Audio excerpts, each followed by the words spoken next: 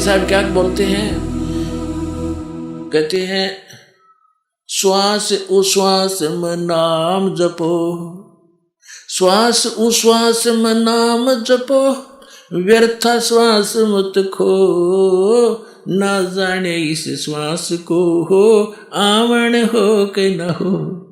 कहता हूँ कई जात हूँ, कहूँ बजा के ढोले, श्वास जो खाली ही जात है, ये तीन लोक का बोले। श्वास उश्वास में नाम जपो, व्यर्था श्वास मत खो, ये श्वास का सिमरण है सतनाम का। और गरीबदास साहब जी कहते हैं ये एक श्वास उश्वास का नाम मर्यादा में तुमने एक ले लिया, लेने तक दिन रात हैं, जब भी दाव लगे, जब सिमरण की बछार कर दे, शुरुआत कर दे, तो कहते एक की कीमत बताते हैं आदरणीय गरीबदास साहब जी।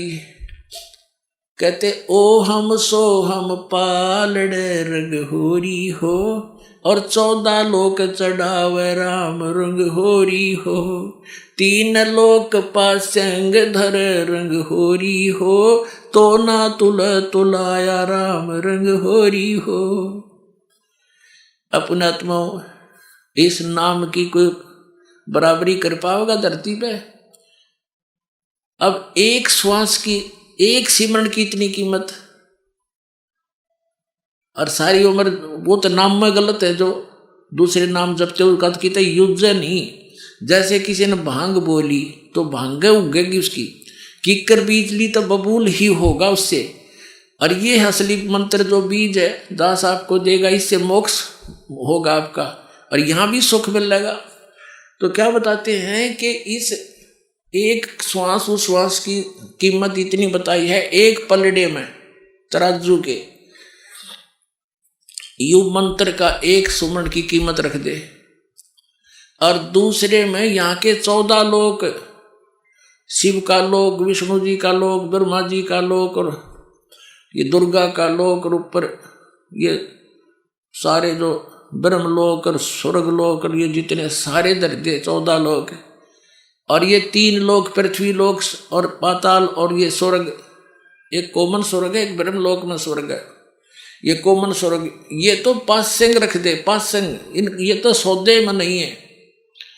जैसे दास का जन्म एक किसान घर में हुआ था, तो ये बनिए लोग आया करते थे कणक खरीदने के लिए। तो हमारे पिताजी कहते थे भाई सेठ जी तेरी ताखड़ी दिखा, तराजू दिखा, एरर तो नहीं है इसमें, तो वो दिखाता था। उसमें कोई एरर होती तो ठीक कर ली जाती थी। जैसे गेहूं तोल रहे हैं तो गेहूं की एक मुट्ठी भर के एक तरफ डाल दिए जाते थे ताकि वो एररलेस हो जाए वो बैलेंस ताखड़ी, और जिस तरफ वो पासिंग जैसे कुछ 10 ग्राम 20 ग्राम की पासिंग थी, तो वो तो एक तराजू में दाने पड़े हैं गेहूं के थोड़े से 20 30 50, और उसी साइड में बट्टे रख लिए जाते थे। तो क्या बताते हैं कि ओ हम सो हम पालड़े रंग होरी हो, ये सतनाम पालड़े रंग होरी हो, और 14 लोक से ढावे, दूसरी साइड में 14 लोक से ढावे राम रंग होरी हो, और ये 3 लोग तो पासिंग में यूजलेस, उसका तो कोई सौदा ही नहीं। तो ना तुलाया राम रंग होरी हो, इतनी कीमत है इसकी। आज जो ये ब्रह्मा विष्णु महेश बने हुए ना, ये इस समय में जो अब आपका समय चल रहा है भक्ति का, इस समय ही ये मंत्र डिस्क्लोज होते हैं, उससे पहले इनको गुप्त रखा जाता है। कबीर साहब कहते हैं सो हम शब्द हम जग में लाए, सार शब्द हमने गुप्त छिपाए। और सार नाम की आदि नाम की तो छींट भी ना लागण देते। अब इस दास के ऊपर मेहर बख्शी है परमात्मा ने आपके तक पहुंचाने की, इससे पहले किसी को अलाउड नहीं था। तो अब जैसे दास जो बताना चाह रहा था, सारा कुछ उदाहरण देकर कि जो भक्त 1 वर्ष 2 वर्ष 3 वर्ष रह के सतभक्ति करके, क्योंकि सुख होते ही काल फिर घसीट ले जाता है इसको, तो कबीर साहब कहते हैं कि हे परमात्मा, सुख हमें समझाना चाहते हैं कि आप ऐसे फरियाद कराया करो मेरे आगे। कबीर साहब कहते हैं सुख के माथे पत्थर पड़ो, जो नाम हृदय ते जावे, और बलिहारी व दुख के जो पल पल नाम रटावे। हे परमात्मा इसे सुख का आग लगो जो जिसे तेरा नाम की भूल पड़े। हे दाता इतना दुख दिए रखना तेरी याद बनी रहे। तो जब इस जीवन में यू संसारिक यहाँ का नकली सुख हो जाता है, भगवान से यू सुख दूर करता है, तो परमात्मा कहते हैं इसे सुख का आग लगे जो भगवान से बिछोड़ा हमको। तो क्या जैसे फिर वो क्या बनता है, वो भक्त नाम छोड़ गए। अब उनकी जो बैटरी जितनी चार्ज होगी 1 वर्ष में 2 वर्ष में सतनाम और प्रथम मंत्र से, तो वह तो शटोर होगी उसकी। अब आगे चाहे वो जाप करे चाहे ना करे उसका कोई यूज नहीं।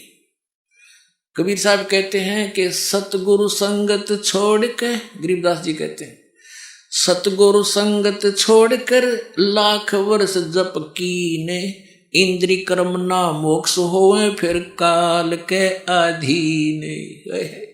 सतगुरु की तत्वदर्शी संत की संगत न छोड़ के चाहे लाख वर्ष फिर उन मंत्रा का जाप करते रहना, वो कनेक्शन खत्म हो लिया, आपका उस विद्यालय से नाम कट गया।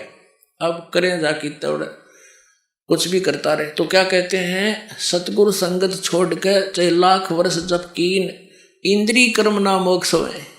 ये पाप जो इंद्रियों से किए हुए जो कर्म हैं, ये पाप नष्ट नहीं हो सकते, और फिर काल के अधीन, काल के अंडर रहेगा। अब जैसे वो नाम त्याग गए और जैसे भी घिसी पिटी वो जो हमने बता रखे मंत्र वो करते भी रहो, जब कनेक्शन कट गया तो स्विच ऑन करते रहो चाहे ऑफ करते रहो, उससे कुछ होना ही नहीं। तो फिर वो ये सोचते हैं कि हमने नाम भी छोड़ दिया, अब हमने कौन सी की हानि होगी, हमारी तो मौज हो रही है।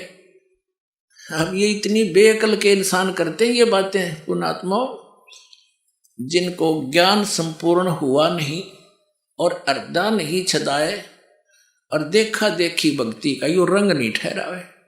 कबीर साहब कहते हैं हृदय में या कसक ज्ञान की हुई नहीं कि जैसे बंदी छोड़ दयाल जी तुम तक हमारी दौड़, और जैसे काग जहाज का अब सूझ और नहीं ठहर। तो उस दिन ज्ञान संपूर्ण हो जाएगा आपको इस सतलोक आश्रम बरवाड़ा के अतिरिक्त, हरीश दास के अतिरिक्त और कबीर परमात्मा के अतिरिक्त आपको कहीं ठिकाना दिखाई नहीं देगा। जैसे समुद्र के बीच में उस जहाज पर बैठे काग को उस जहाज के अतिरिक्त जहां भी वो बैठेगा उसका जीवन नाश ही होगा, उसको क्लियर पता होता है, तो वापस घूमकर उसको जहाज ही ठिकाना दिखाई देता अपने जीवन रक्षा का। तो तब जब आपको इतना ज्ञान हो जाएगा तब आपका हृदय में यो एक कसक बन जाएगी, छींट लग जाएगी, आपका हृदय में एक जख्म बनेगा, कबीर साहब की करक लगेगी, दुख। कहते हैं कबीर साहब कहते हैं कि कबीर वैद बुलाइया और पकड़ के देखी बाँ, और वैद न वेद न जान ही मेरा करक कलेजे माँ। वह नारी करक लगेगी भगवान के नाम की। हे परमात्मा, ऐसा निर्मल ज्ञान, ऐसा निर्मल नाम और ऐसा स्थान एक नारी कसक बन जाती है, और पूरी पृथ्वी पर ये सब महापुरुषों के विचार आपके समक्ष रूबरू करा दिए। आपको तो घर बैठे सब कुछ मिल गया। इतने पुण्यकर्मी प्राणी हो आप, आपकी किस्मत का कोई अंदाजा नहीं लगाया जा सकता। आप कितने पुण्यकर्मी हो, सिर मार के मर गए ऋषि जंगलों में धक्के खा खा के, या वस्तु नहीं मिली। आप कितने पुण्यकर्मी प्राणी हो, किसी को सीडी के माध्यम से, किसी को टीवी चैनल के माध्यम से, किसी भाई बहन के माध्यम से, कोई पुस्तक के माध्यम से घर बैठे भगवान का संदेश मिल रहा है, सत्य संदेश। तो आपकी किस्मत में कमी नहीं, कमी है तो आपके प्रयत्न में रह जाएगी, मिसगाइड ना होना। तो कहने का भाव ये है कि ज्ञान संपूर्ण होया नहीं, अर्धा नहीं छदाए, और देखा देखी भक्ति का रंग नहीं ठहरावे। तो दास आपको इतना ज्ञान से परिपूर्ण करना चाहता है कि आप यहाँ से टस से मस नहीं हो सकते, चाहे सारा संसार एक तरफ हो जाइए, ऐसा ज्ञान से रंग दूंगा आपको, और विद सच्चाई के साथ में विद प्रूफ दूंगा आपको। और जब तक आप इस पर दृढ़ नहीं होगे मोक्ष नहीं हो सकता। नहीं कोई भी आपको सफर में बीच में आकर विचलित कर देगा और मिसगाइड करके दूसरा मार्ग पकड़ा देगा, भटके रही हो जंगल में फिर।